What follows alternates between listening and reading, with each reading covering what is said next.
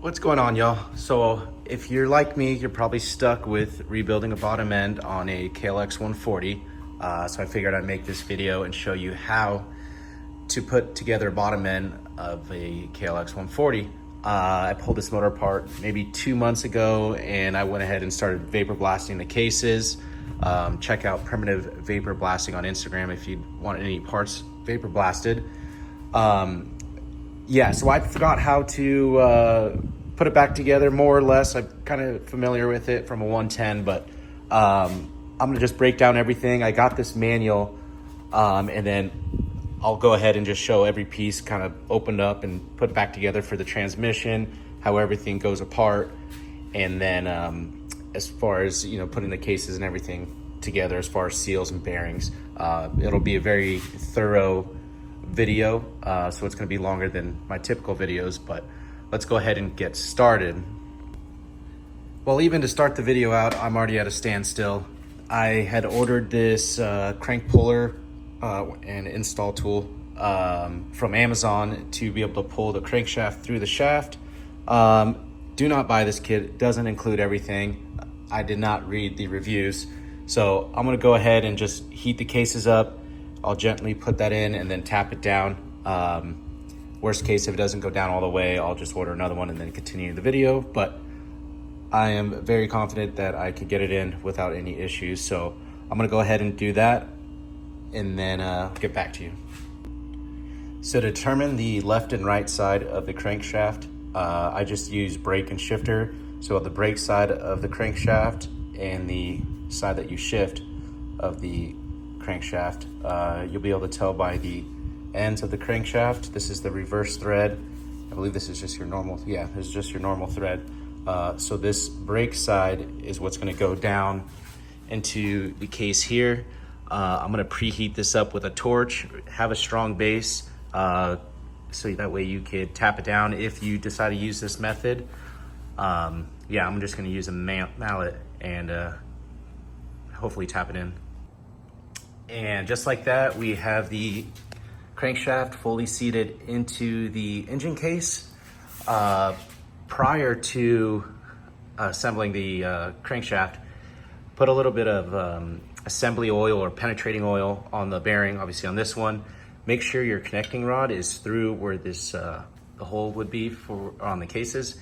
And then if you're gonna heat it up, instead of using a puller, to determine the temperature of what you need, I like to use like a spit method. So I'll obviously heat up the case here, and then I'll spit on it. And if it just bubbles a little bit, I know it's not hot enough. You want to kind of see it sizzle, if you will.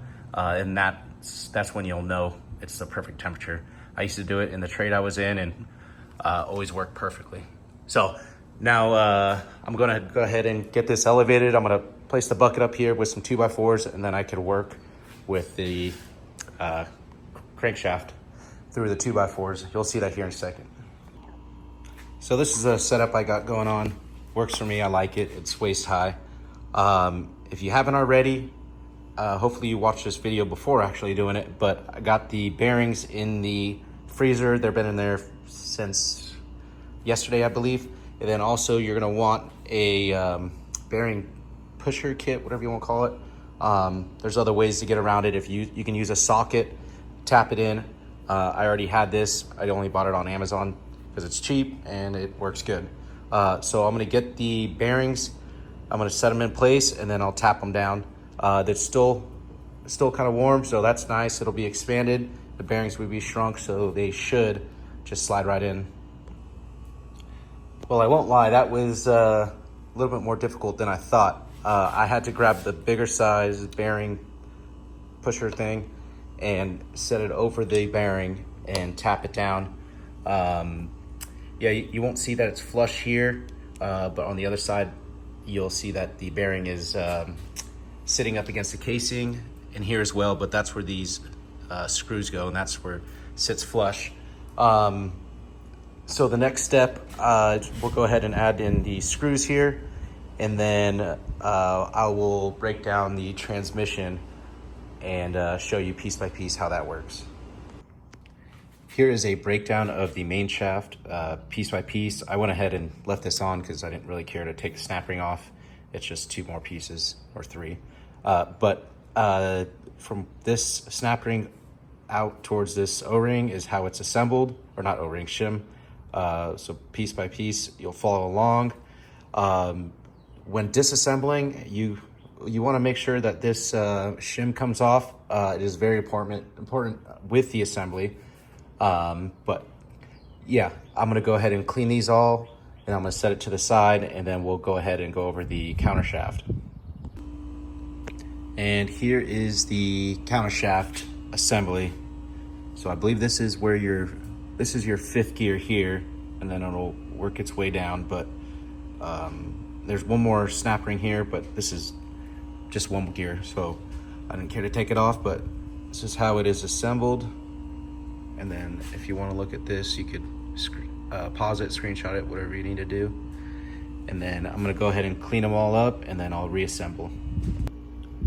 So I got everything cleaned up. Make sure you use assembly oil and lather it into the parts here.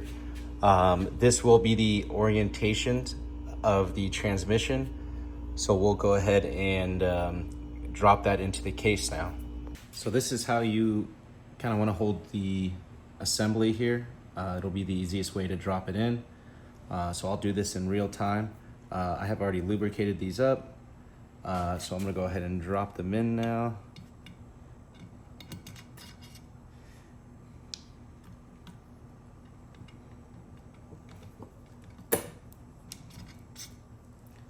Well, it would be helpful if I didn't have wood in the way.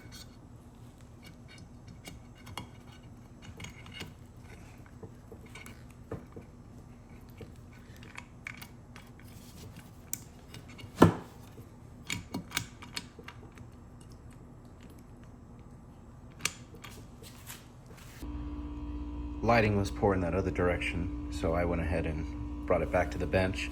I was trying to figure out why it wasn't spinning freely, and it's because the skier is falling.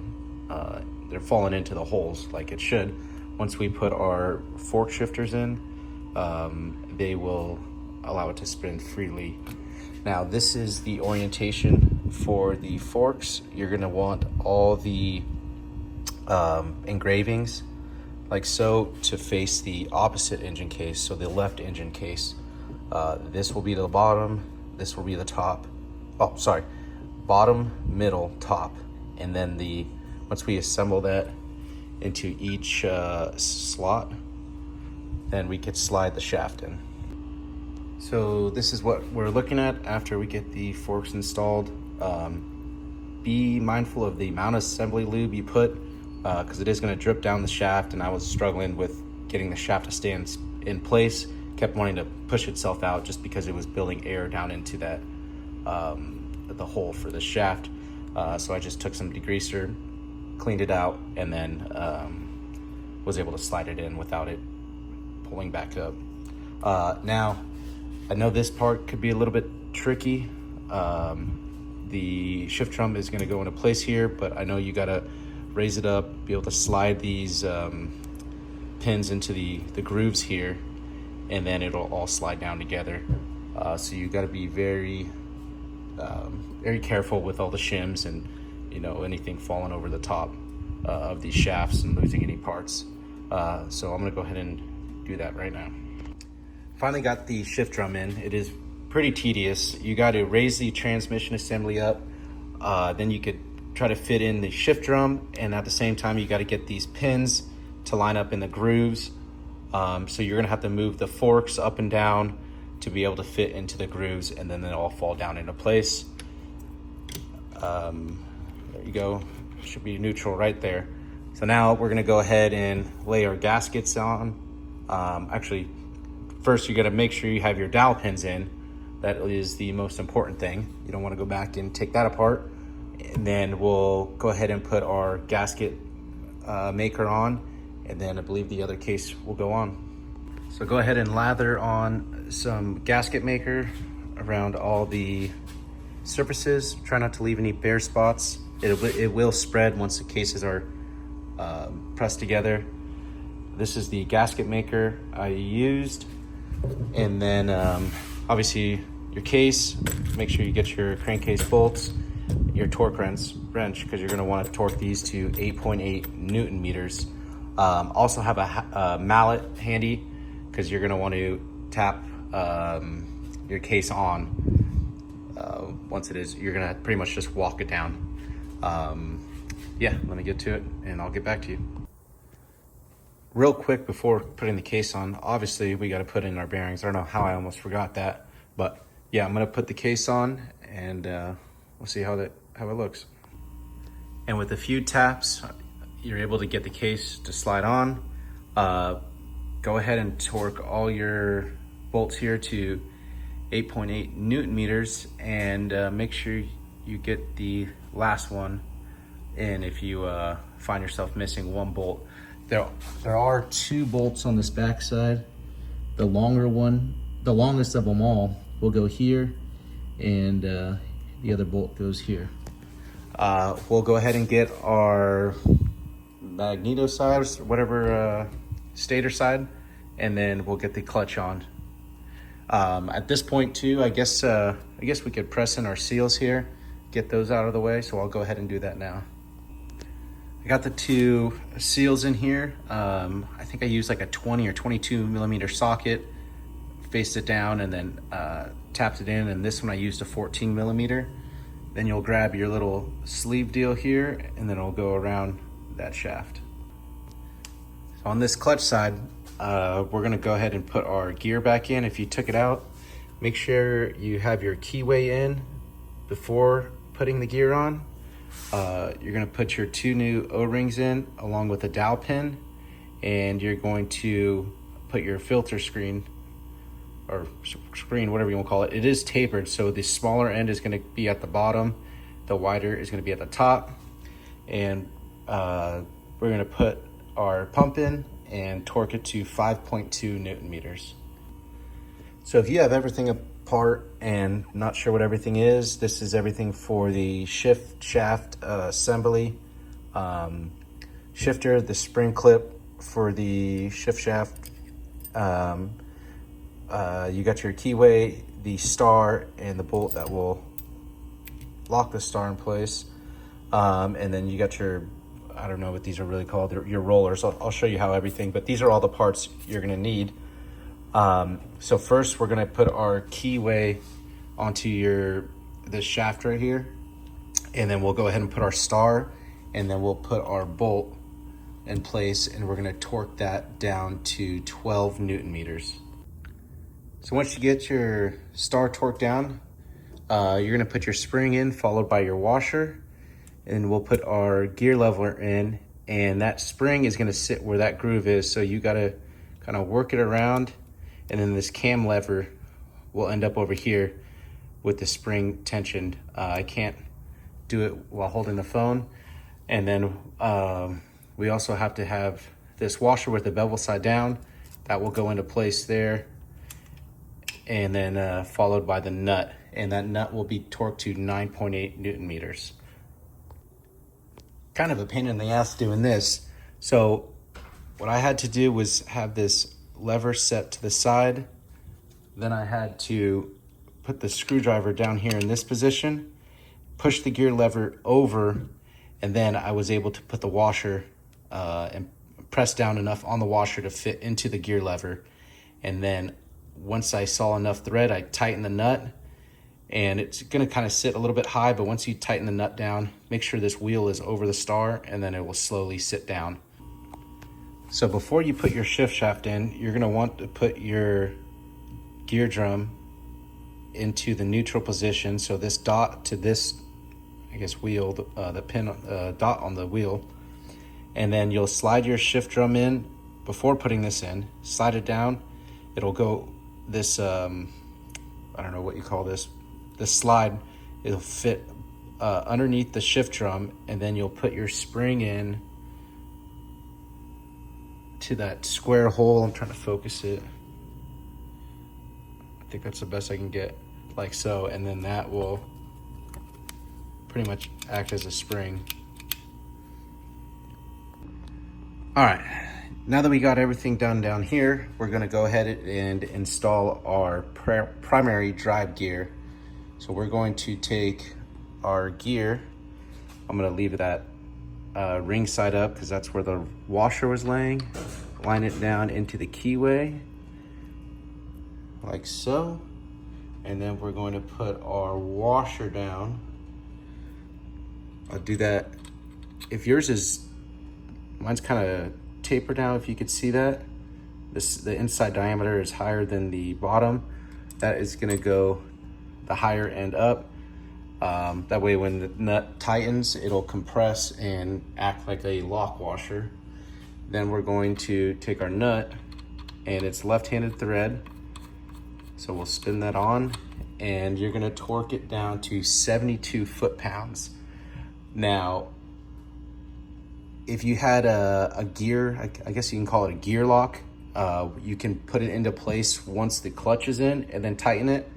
Or I'll probably end up doing an impact. I'll use like a 1/2 inch impact, and I'll give it 2-3 good rattles.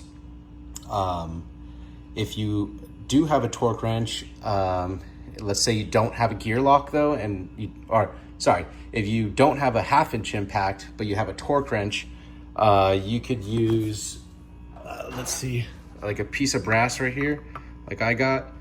You could pinch it in between the two gears. This is where the clutch gear, the clutch will be with the gear on the bottom, and it'll line here. So you could try to get your brass in between the two and pinch it and try to torque it down.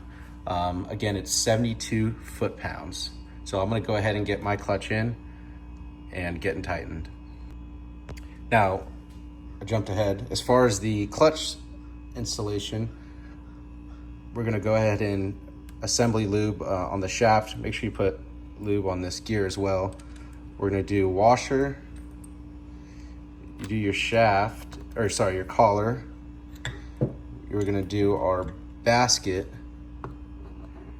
like so, and then that's where the gears will align. And then we'll do our washer, followed by our clutch plates. So with our clutch pack in, we're gonna tighten our bolt, it's right-hand thread, to 65 Newton meters. This one is 72 Newton meters. And to show you how I did it, I ended up just using a piece of brass. I found a little plate. So that's gonna just get jammed in there like so. And then when you tighten it, it'll pinch the brass. Brass is the softest metal, so it's not gonna damage these gears. So we're gonna go ahead and put our gasket on and our cover. And if you haven't already, if you're doing all your seals, which I imagine you will be, make sure you replace the seal inside here and the seal on top. And then don't forget your dowel pins, 1 and 2. Before you actually put the cover on, I'm surprised the instructions didn't say anything. Go ahead and put your, I think that's the clutch pusher piece. You'll have that cutout side facing inside the hole. Make sure you get assembly lube on that. It makes it a lot easier. Then I put assembly lube on the bottom of this, and then we'll go ahead and push it down into the hole, and then that is what will go into where the bearing's at.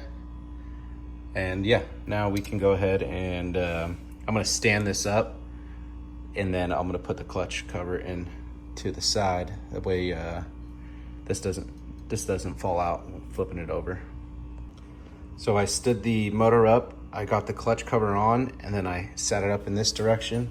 About to put all the new bolts on. They all appear to be the same length, so I don't think they need to be in a specific orientation.